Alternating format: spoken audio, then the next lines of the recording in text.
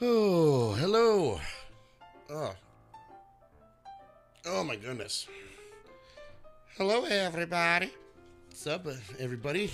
Let me just say that one more time. Hi, everyone.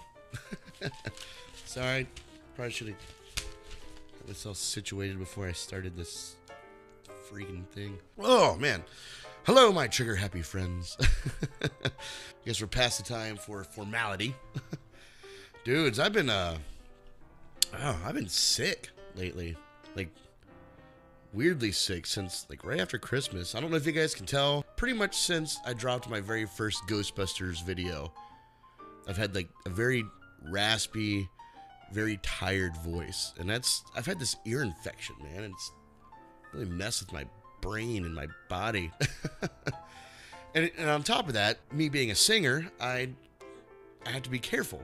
If I push my voice too hard, I can lose it. And I've done that before. I've lost my voice for 3 months, essentially. And lost lots of money because I couldn't go to my gigs. And I have to be very careful with that. Definitely on the better end of it. I still got weird ear feeling things, but my voice is getting better. Heck, even the last podcast I did with my son, you can hear my voice like near the end of it. Like it's starting to wear out. It was starting to get really tired sounding, and it felt tired, you know. Speaking of that podcast, I'm actually talking to my mom right now. She listened to it. She's not too happy with my language that I used in that podcast because I had my son with me, you know. And my mom is a wonderful woman. She's a Christian lady, and I am in fact am not a Christian lady. So we don't see eye to eye on everything. But she just wants me to be, you know, well, Steven, you know, he's a teenager, you know, and I get that. But these podcasts especially are designed for me to do whatever. Using bad language at the Cade house, it's pretty much just punctuation around here. You know, it's not seen as a terrible, terrible thing. And if my son told me, Dad, you know, I'm very uncomfortable with your language, then I would be respectful of that. But no, he's not going to do that. I don't think he will. If he does, it will surprise me. But I would totally respect his thing. But we've talked about this before, him and I. We've had that discussion. But yes, I've been sick, and it's been really tiresome on my voice. But I think I'm on the up and up. I'm starting to feel better, a little bit more energy. And I just had one hell of a good dinner.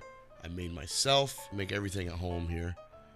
And because, well, number one, I'm vegetarian. Number two, I used to cook for a living as a profession, so I thoroughly enjoy it. And now that I don't do it as a profession, I don't get to do it as much. What's that have to do with movies? Man, this is my podcast, man. I'm just going off on a rant. Actually, as a matter of fact, what I did make does have to do with the movie. The movie Chef. Who was in Jon Favreau in the movie Chef, which is a great movie, a very feel-good, inspirational type of movie. If you haven't seen it, go check it out. Maybe I should do a review for it because I own it and I just love that movie. He makes a dish in that movie called pasta aglio e olio, which translates as spaghetti with garlic and oil. It's super easy to make, really simple ingredients. It's just fresh garlic, a crushed red pepper, squeezed lemon, and a fresh Italian parsley, and obviously pasta. And you just mix it all up, and it's so good. Oh, and and like the most important part, Parmesan cheese. You top it with Parmesan cheese. Oh, it's so good. That's the dish that Jon Favreau character makes in the movie Chef when he cooks for Scarlett Johansson's character. You know, in that scene where he makes it all seductive like, and she's all like, "Ooh, come here, give me your big, giant pasta noodle." Oh my god. Yeah, so that's what I made. I ate my own giant pasta noodle. Because that's life at the Cade house for me. Full belly. I'm starting to feel better. I got, not really a date, but I'm definitely going to see a lady friend this evening. We're going to watch the movie Saw because I'm doing a Saw review. Spoiler alert, doing a Saw review coming up for my Thriller Thursday. I'm actually going to do the entire series. Yep. I own them all, so why not just do the entire series? And yeah, so that's what I was going to do tonight anyway. And she's like, hey, you want to come over and do something? I'm like, yeah, sure. So we're going to watch Saw. Oh, so that's enough of my personal shit there. Oh, man, what's been going on in the world of social medias and stuff? Kobe Bryant, holy shit. I'm not into basketball. I'm not into sports, really. Not even really, just not at all. But it's always sad when somebody dies tragically like that, when anybody dies tragically like that, and especially with his daughter and all the other the folks on the plane, her coach, the pilot, everybody. It's just a terrible way to go. But I just imagine what life is like for his wife right now, Kobe Bryant's wife. I mean, that's gotta be tough. You know, it's never easy to lose somebody. I've lost people close to me. You know, I've lost a brother. Yeah, it's not an easy thing, and I just hope that family heals and somehow spins it into a positive thing. Maybe they'll start the Kobe Bryant Foundation or something. I don't know. Help underprivileged kids, get scholarships of some sort for a sport that they like, or something like this. And then I was listening to Film Junkies podcast. He said that people were doing hashtag release a Snyder cut on the Warner Brothers post about Kobe Bryant. Like, really? That's toxic. I just don't get that sort of mindset. What would make somebody look at that post and say, hey, release the Snyder cut? It's just not, why? Why then? Why there? But whatever. It is. You're going to have toxic people anywhere you go. Heck, even on Facebook, and Twitter, I had to start dropping people off, like friends, like people that I know that I'm close to. I had to unfollow them. I didn't unfriend them or send them a dirty message, but if I saw a distasteful joke or somebody, he was a rapist or something like that, dude, not the time. Their family is mourning them. You making a point to bring up something that they did a long time ago is not going to change how that person's feeling at that moment, or anybody. Nobody's gonna be like, oh my God, Kobe Bryant, it's so sad. Well, he's a rapist, right? Oh, yeah, you're right. Never mind. Thank goodness. That's. I don't know what you're trying to accomplish with stuff like that. I don't know. I don't deal with toxicity. I've dealt with toxicity way too much in my life. I'm always a very forgiving person. I always try to see the best in people, and it's bit me in the ass. So when I recognize toxic traits, I typically try to just stay away from it. I don't even try to acknowledge it, give it any sort of attention. I just, done. Wall up, we're done. Or I'll take a break from you until you figure out your own shit, your own toxicity. Become a little self-aware on your end there. We're always going to have people that we blame and that we don't like, or we love them today, hate them tomorrow, and vice versa. I mean, hey, Joaquin Phoenix, look at this guy. Acceptance speech for Joker at the B.A.F.T.A Awards. He, he makes a bold statement about ending systematic racism. And he used his platform to give a very respectful narration on it and of how he felt, and even blamed himself, saying that he's part of the problem. And instead of people listening and going, wow, he really makes a good point, we really need to put more effort addressing these situations. No, what do people say? Well, Brie Larson, she said the same thing, and everybody got on her shit. Like, no, Brie Larson didn't say the same thing. She did, ish. She had, the same integrity, I think. But when she made her point, about race and gender neutrality, she called out white males. She called them out. And now what that has done, when you do that, when you call out a certain race and a certain gender of person, now you've said that all of you are the problem, which is never the case. When you do that, you are kind of pointing the finger back at yourself. You're becoming what you don't want to become. There's good and bad in everybody. Now, I will admit, white males, we've done some shit in our years, man. Little overprivileged actions. I get it. I understand. A lot of problems do come back to white males. You shouldn't pinpoint every white male in existence because of the white males that came before us. It's not fair to say that all white males, all cops, all this, all that are to blame for any situation. Joaquin Phoenix was bringing awareness and using his platform to do so in a respectful manner without calling anybody out. Brie Larson, I think, had that integrity. And she kind of messed up, but I'm not gonna hold it against her. She makes mistakes. We all make mistakes, I haven't heard her say anything about it recently. As a matter of fact, she's been very quiet lately. And to me, that's somebody who's become self-aware, who stepped back and said, "Oh shit, maybe I got a little carried away." Yeah, wow, that's deep. Why are we talking? How do we get so deep about that? Anyway, let's try to lighten the mood a little bit. I don't know if you guys listened to my last podcast with my son and I. Him and I touched base on what the new bat suit could be and what it could look like. And he brought up, what if it was blue and gray? And I immediately said, this looks stupid. That's what my reaction would be, is that it looks stupid. But I never really considered, and I don't know why I didn't consider it. I guess it's been a thing that people have been saying, and I just kind of missed it because I don't Twitter very well. I guess there is the possibility that Matt Reeves' Batman could actually be inspired by the Adam West Batman.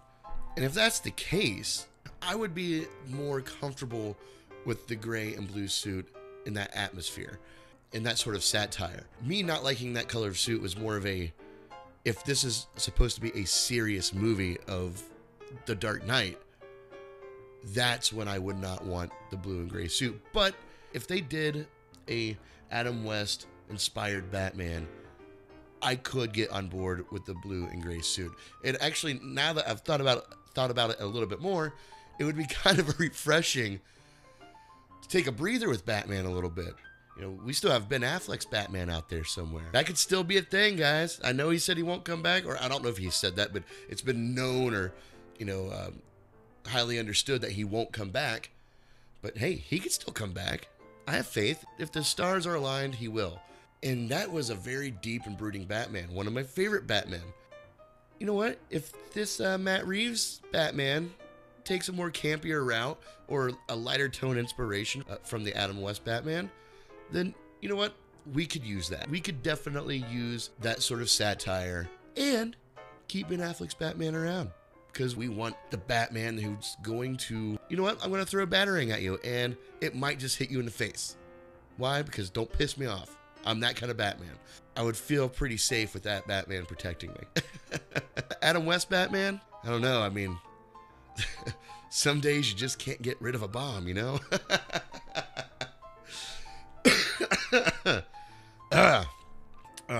Give me a second here, guys. I'm going to go grab some water real fast. Not that you guys will know because I'm going to edit this out, but I feel like I'm talking to somebody. So there's that. I'm back. Man, I'll tell you what, I really love my studio being in its own room. I'm very fortunate in that situation. I used to have a roommate that lived in here, and that was good. It was, it helped out financially, but when he moved out and I turned it into what I call Studio 47, which is where I do my music recording and my film trigger recording and stuff like this. Except for the green screen. We do that in my son's room. His room is the effects department of Film Trigger. But yeah, I'm so fortunate to have this space to myself. When I come in here, I have LED lights that light the entire room. And typically, you guys will see behind me, I have that clock and I have the guitar and I have that blue light. Then I have the blue bulb by the door. So I use a blue light in the background. I have the same LEDs that are lighting those.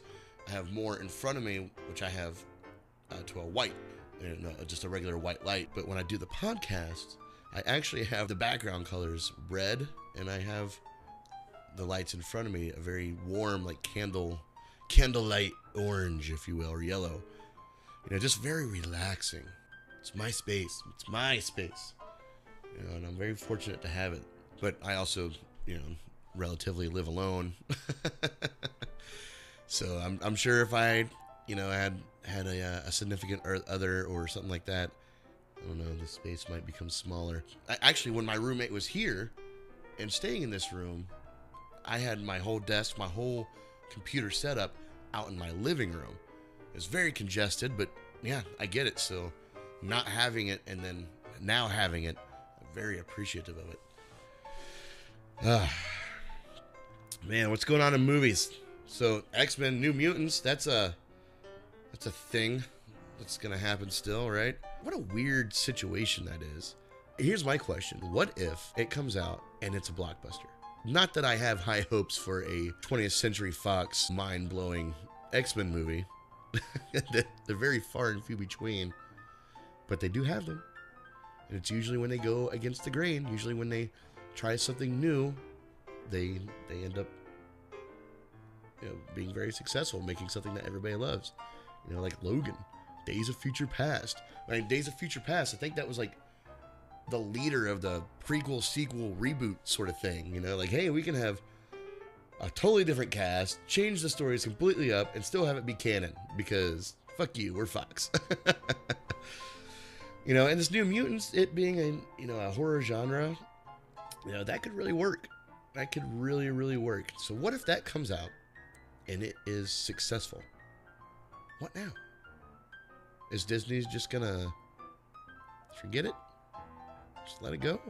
I don't know. I'm very curious to see what this movie is, or how it does, and what becomes of it. But I am happy that Disney did not sweep it under the rug. They'll still be under the Fox logo, right? Or the 20th Century logo, which I'm fine with that name change, by the way. They got rid of the Fox. That's fine. They don't want to be affiliated with Fox News. I get it. It is going to be weird seeing the 20th Century Fox logo if they do it, and they get rid of the Fox. Like, what's going to be in the Fox place? They'll just fill it in with pillar. It'll just be a pillar that 20th Century is sitting upon. And that's probably going to be it. Most likely, because I still want a brand identification. The New Mutants is still a property under 20th Century Studio. So, who knows? Who knows what they're going to do? Oh, I bet they know. I bet they have a very detailed plan. I bet they have a plan if this movie bombs. They have a plan if this movie does okay. And they have a plan if this movie just blows out of the water and, you know, changes people's lives or some shit like that. A good business does. And if there's one thing that Disney has, it's very smart business people running it. So, you know, they know what they are. They know exactly what they are. You know, and Bob Iger really understands, you know, of what he wants the Disney product and brand to be, especially when it comes to his, you know, his Marvel movies and stuff like that. He wants consistency. He wants a family to know what they're going to get when they come to a Disney film. That's the big debacle with Deadpool, because Deadpool is a part of Marvel. But can we bring him into this MCU with him being who he is? Your average everyday moviegoer family knows do not take your kids to go see Deadpool now. They know that. You don't go see Deadpool. That's not a family thing. So let's say Avengers, the next Avengers movie comes out and they show Deadpool. Now that family is going to wonder, well, should I take my kid to go see this movie then? That's what Bob Iger doesn't want to happen. I think Seth and I discussed this in our last podcast. They'll have Deadpool in MCU movies, but, you know, he'll be PG-13 Deadpool, and then he'll be R in his own series. But the more I think about that, probably not. You know, the only way I could see him fitting into the MCU is through his own movies, through his own narration. He might be mentioned in, like, the actual Avengers movies, but I don't ever see him actually crossing over. Now, what about people going over to Deadpool's world?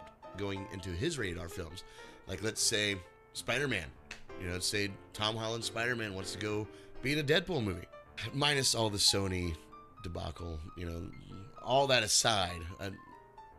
My point is, would they allow that to happen, or would they let, you know, Doctor Strange be in a Deadpool movie? And if so, would they allow him to be rated R? Because again, parents are going to see, ooh, Doctor Strange or Spider-Man's in the new Deadpool movie. So can I take my kids to go see that? The answer would be no. No, you can't take your kids to go see a Deadpool movie. We learned this lesson. But that's the confusing situation that Bob Iger is trying to stay away from. And that's why this whole Deadpool thing is up in the air, and probably why we haven't heard a thing about it. My conclusion is Deadpool will be the drunk uncle of the MCU that nobody invites over. He'll just stay over there and he'll just exist in his own little world with his own little friends. But I don't foresee him being in the MCU, except maybe, again, as a quick cameo, and vice versa. Quick cameos going in between, but nobody being a pivotal part of anybody else's story, and crossing those universes so deeply or so richly. I respect Disney for what they do. I respect Bob Iger for what he's done, what he's accomplished, with Disney and specifically the Marvel Cinematic Universe. I mean, I'm not a hater of those movies. Yeah, they could be a little campy. So what? Who cares? It's a freaking movie. Don't let it ruin your day. If you don't like them, don't watch them. I'm a DC fan myself, but I'd be lying if I said I wasn't excited for WandaVision now. Now that the Super Bowl trailer dropped for the Disney Plus MCU series, it made me excited for WandaVision, which is odd because when I saw the trailer for WandaVision, I keep saying it's for WandaVision, but for Disney Plus Marvel series, and they showed the clips of WandaVision, it's exactly what I thought that the name sounded like, but they wouldn't do. And what I mean by that is, when I first heard WandaVision, I thought, wow, that sounds like it's going to be a spoof of an old TV series. Well, hey, thank you for watching WandaVision, and I'll be damned if I wasn't 100% accurate. I mean, seriously, I got the nail right on the head. And of course, there's no film trigger evidence of that. No, there are no videos of me talking about it. Nope. I am self-proclaimed right. You'll just have to take my word on it. Because I thought, no way that they'll do that because that's so bad. That's so campy. Why would they take this and turn it into that? And what the fuck? That's what they did. At least that's what it looks like. I mean, who knows? That might be like one episode of WandaVision that just happens to be a weird story. I don't know. I'm very curious because I could see how that concept of using retro and implementing that sort of motif on the TV series, I could see how that could play into, it being in Wanda's head. That Wanda's head is messing with her, and this is the world she's living in now that her brother's gone. Now that Vision is gone. And I could see how that could tie into Multiverse of Madness or whatever it's called, the new Doctor Strange 2 movie. I could see how they could spin that to make her actually turn more into a bad guy, at least for one movie. Or somebody that needs to fucking be handled. Wanda, she's Magneto's daughter, for crying out loud. She's a very powerful mutant. I don't know if she'll be Magneto's daughter in the MCU. We'll see how all that pans out. She's a very powerful being. We haven't really seen that part of her yet. And I think this WandaVision series could really, cater to that side of her and make her more of a rich and interesting character, more so than she was or has been so far. And maybe they'll explain why she lost her accent after the Age of Ultron movie. Yeah, because she totally had an accent in Age of Ultron. You know what? I'm going to be honest with you. I didn't notice until somebody pointed it out to me. But yes, the Super Bowl trailer for Disney made me really excited for WandaVision. What's to come of it? Man, the whole Super Bowl thing. Again, I don't watch the sports, so I wasn't into the game whatsoever. And I knew that a whole bunch of trailers were going to be landing, and I didn't know how I was going to handle it until I just started doing it. I found a YouTube channel that was posting them as soon as they dropped, and so I would notice I would do one, kind of start into editing it a little bit, and then another one would drop. I just did one video reviewing every single short TV spot that they had, I think there was a couple of long ones. I know Mulan had a longer trailer that I didn't review, but they also had a 30-second spot, and that's the one that I did review. I don't know which one appeared in the game, and they had both on the streaming thing, but I made a rule, a minute and a half or less, for whatever trailers that came out. And man, that was an experience. I was juggling a lot of things at a lot of different points in time. Just recording getting the trailers, ripped from my laptop, recording the video and the audio, rendering, editing, putting the videos, putting them all together, while more are uploading live as I'm doing this. Oh man, I've never experienced anything like it. I'm telling you what, it was frustrating and annoying, but like now I'm looking back on it, I feel like I accomplished something. I feel like I have a YouTube badge of some sort. I need YouTube to send me a, hey, good job. Here's your good job sticker. No, it's not like a participation trophy. Oh, I guess I am a millennial. Millennials. I didn't even know what millennials were until 4 years ago. Never heard that term before in my life, and apparently I'm a millennial. Yep, I'm part of that age group. I mean, I'm 30, about to be 37 next month. I do enjoy how my son puts it, though. Whoever's younger than you that you want to complain about. That's what a millennial is. Well, you know what? I'm going to adopt that. But yes, the Super Bowl trailer thing, that was quite the event. I'm looking forward to doing that next year. I'll be a little bit more prepared, a little bit more organized for it next year, but man, what fun. But I was up until 3 in the morning editing, you know, and that's why I got my video out at, I think it dropped at like 10 a.m., 9 or 10 a.m. this morning. No Saw trailer. I was expecting a Saw trailer today for the new Chris Rock Saw movie that still doesn't have a confirmed title. I hope it's not that Spiral, the Book of Saul crap. That just sounds weird. Like, I get it, and I understand like the concept, but it doesn't flow off the tongue. It doesn't have any verbal feng shui. It's just Spiral, the Book of Saul. Like, it sounds like too gaudy. Actually, that's one of the reasons why I'm doing the Saw review series, is so I can get all the previous Saw movies banked up in my review library, so I can add the new Saw movie to that ranking after I review all these, which is what, 8 weeks worth of Thriller Thursdays. I mean, I guess I can release more than one video on a Thursday, but that's gonna be a long one. That's going to be almost like reviewing the Terminator series, but longer. And I was ready to be done with that Terminator series, because really, after T2, whew, it's just downhill. Except for, hey, Salvation. Salvation gets an honorable mention for its concept. That was a great idea. I think that movie had too many hands in the pot, too many different directions trying to happen all at the same time. But I love that initial prequel, you know, that leading up to what sent Kyle Reese back. Which is funny, if you watch my very first Terminator review, I call Kyle Reese Kyle the entire time. I actually know somebody named Reese Kyle, and that's why it flowed out of my mouth so effortlessly.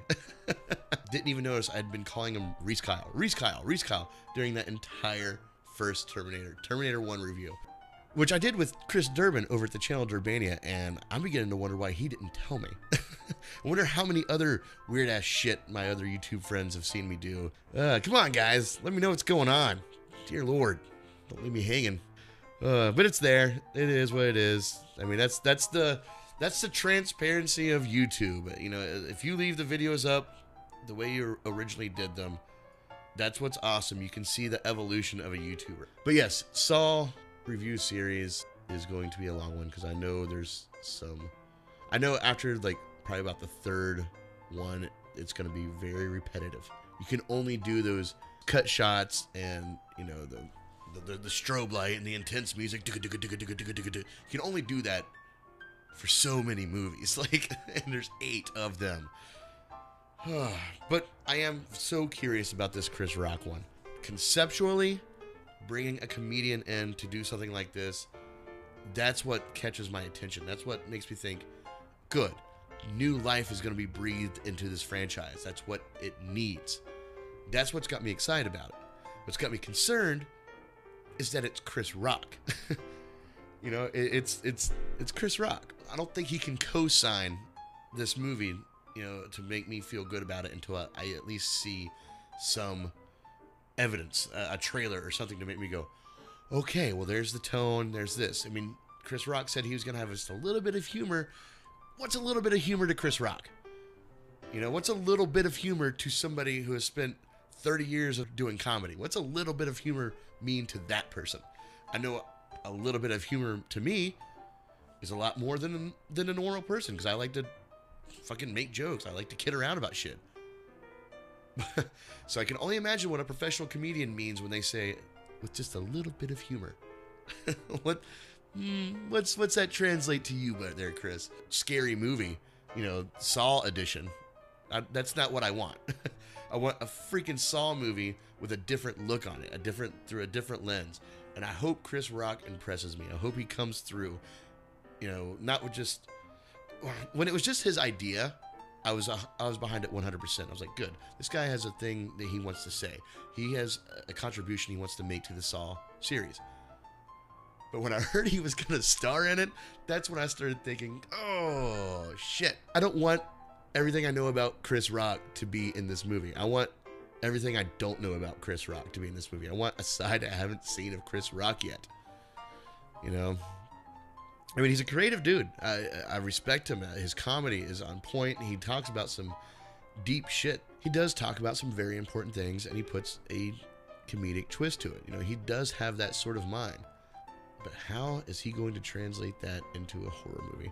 So yeah, I was disappointed that the Saw trailer didn't drop today, and I even like prepared myself for it and all this, and then it wasn't here. And now I feel like it's just going to drop randomly, and I'm not going to be able to react to it right away, which is fine. I'll still get to see it and react to it on my own time. But for something that I'm emotionally invested in, like this movie, I really want to be like one of the first ones. Just get it out, and I want to share my opinion. I want you guys to see my genuine reaction. Okay, trailer dropped, but I'm not going to be home for, another, 6 hours. Now I got to put my blinders up on social media and try to ignore everything so I can give you a genuine reaction to it. But then Ben Affleck dropped his trailer today, The Way Back. I was going to try to sneak a review in real quick, but after the Super Bowl trailers, and then I got out my drive-by news today as well, and then I was wanting to do this podcast, I think I'm ready to go pick up a pizza, go see my lady friend, relax, and just watch a movie. The Way Back, it looks like a really good movie. It looks like a movie a story that he really wants to tell. I feel that's the way it's been with him since Batman v Superman. He was going through a hard time when Batman v Superman and Justice League came out. He was going through a divorce. He was battling a drinking issue. You can see that be translated into the way he portrayed Batman and Bruce Wayne. You can see that. Well, at least in BVS. And I'm sure we'll see that when we see Zack Snyder's Justice League. I don't want to glorify that, but at the same time, he seems like one of those actors that uses his personal life to add to the right characters if he's playing them at the right time. And I think the way he portrayed Batman in BVS, that very much mirrored his true emotions of what was going on in his life at that time in some way, shape, or form. Just if not anything else, but just therapeutically, expressing himself in that manner, as a brooding, angry, fairly alcoholic Batman in BVS. I mean, he wakes up, first thing he does is take his medication with a swig of wine. That's Batman with issues. When I saw this trailer, knowing what he's been going through these past few years, I saw that again, him putting a part of himself in a role that he's in. And that makes me, that's the kind of acting I love. That's the kind of movies I enjoy seeing. When you know that an actor is not just doing it because it's cool, or not just doing it because it's, this is going to be fun, but they're like, I have something to say. I got something I need to say, and I can say it through this character. So yeah, I'm really excited to see The Way Back. I'm really happy that he is doing a movie like that. That's how I felt about Zack Snyder doing Fountain Pen, or is that what it was called? Yeah, Fountain Pen, or fuck, what? I went to Google it. Zack Snyder, Fountainhead.